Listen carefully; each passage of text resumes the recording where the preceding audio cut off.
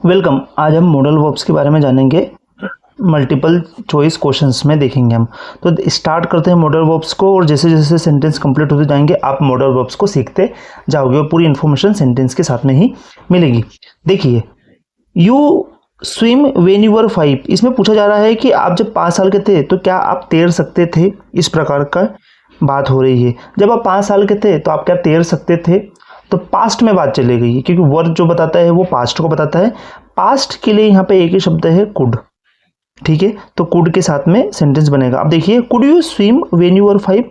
क्या आप तैर सकते थे जब आप 5 साल के थे। ये क्वेश्चन पूछा गया हिंदी में। कैन का यूज एबिलिटी बताने के लिए होता है और प्रेजेंट टेंस में होता है। ठीक है ना। मे का यूज पॉसिबिलिटी बताने के लिए होता है, जो आगे हमको देखने को मिलेगा। नेक्स्ट वाला, आई स्पीक 3 लैंग्वेजेस। आपको कहना है कि मैं 3 लैंग्वेजेस बोल सकता हूँ, ये मेरी क्षमता है। तो क्षमता बताने के लिए आप कैन के साथ में हमेशा जाते हो। इस बात को ध्यान रखना। मैं 3 लैंग्वेजेस बोल पाऊंगा, ये एक अलग बात हो गई, लेकिन मैं 3 लैंग्वेजेस बोल सकता हूँ, ये आपकी क्षमता बता रही है ये सेंटेंस। तो क्षमता बताने के लिए आप कैन के साथ में जाते हो। ये लिखने का तरीका क्या होता है। सबसे पहले सब्जेक्ट होता है। सब्जेक्ट जैसे यहाँ पे आपने देखा आई, वैसे ही देखोगे, यहाँ पे वी देखोगे, ये आई देखोगे, ये सब सब्जेक्ट है। उसके बाद में आप मॉडल वर्ब लगाते हो, वर्ब लगाते हो, और वर्ब के बाद में ऑब्जेक्ट लगाते हो। एक इस प्रकार का होता है मॉडल वर्ब का सेंटेंस।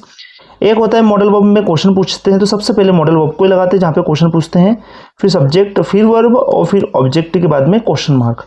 एक मॉडल वर्ब इस प्रकार के होते हैं जिसमें पुरानी बातें हैं, जिसमें आप कोई पॉसिबिलिटी नहीं है चेंजेस की सेंटेंस में और बात में, फिर भी हम उसको बोलते हैं, तो वो सब्जेक्ट होता है। उसमें हम मॉडल वर्ब का यूज करते हैं। साथ ही हैव का यूज करने के बाद में वर्ब का थर्ड फॉर्म का यूज करने के बाद में हम ऑब्जेक्ट का यूज करते हैं।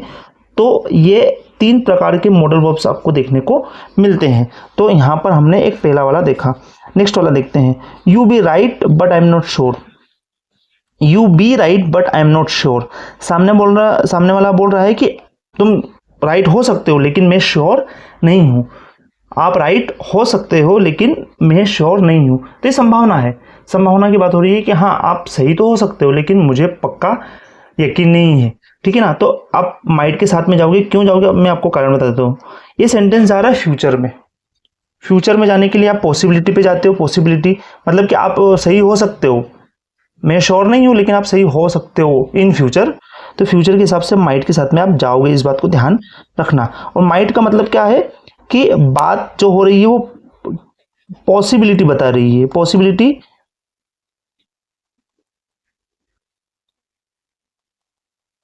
पॉसिबिलिटी बता रही है। इस बात को आपको ध्यान रखना है। He run a marathon in under 3 hours. मतलब सामने वाले के बारे में बात कर रहे हैं हम, कि सामने वाला कोई है वो मैराथन दौड़ सकता है 3 घंटे के अंदर।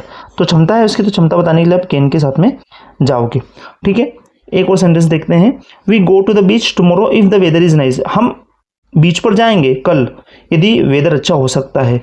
तो यस, हम चलेंगे बीच पर यदि वेदर अच्छा हो सकता है। तो यहाँ पर हम कुड के साथ में जाएंगे। ठीक है। We could go to beach tomorrow if the weather is nice. यदि वेदर बहुत अच्छा होता है तो हम जा सकते हैं बीच पर। तो आपने 5 सेंटेंस पढ़े, और बाकी वीडियोस में आपको मैं बताते रहूंगा। वीडियो लेंदी ना हो जाए इसलिए ये 5 ही मैं आपको समझाऊंगा। देखिए, यहाँ पर ऑप्शंस दिए गए हैं। ऑप्शंस में आपको लग सकता है सर ये भी आना चाहिए, ये भी आना चाहिए, ये भी आना चाहिए। ठीक है ना। जैसे 3 वर्ड दिए गए, लेकिन हमको सिर्फ एक ऑप्शन के हिसाब से ही देखना होता है। और हर जगह पे आपने देखिए, यदि यहाँ पे कुड और कैन है तो हम कुड के साथ में गए। सिंपल सी बात है। कहीं पर माइट ही दिखा, यहाँ पर मैं आना चाहिए था लेकिन माइट ही दिखा, तो मे का ही एक वर्ड माइट भी होता है, इसलिए हम माइट के साथ में गए, नहीं तो मे के साथ में जा सकते थे। तो इस प्रकार से हमको ऑप्शंस के हिसाब से ही सिलेक्ट करना होता है।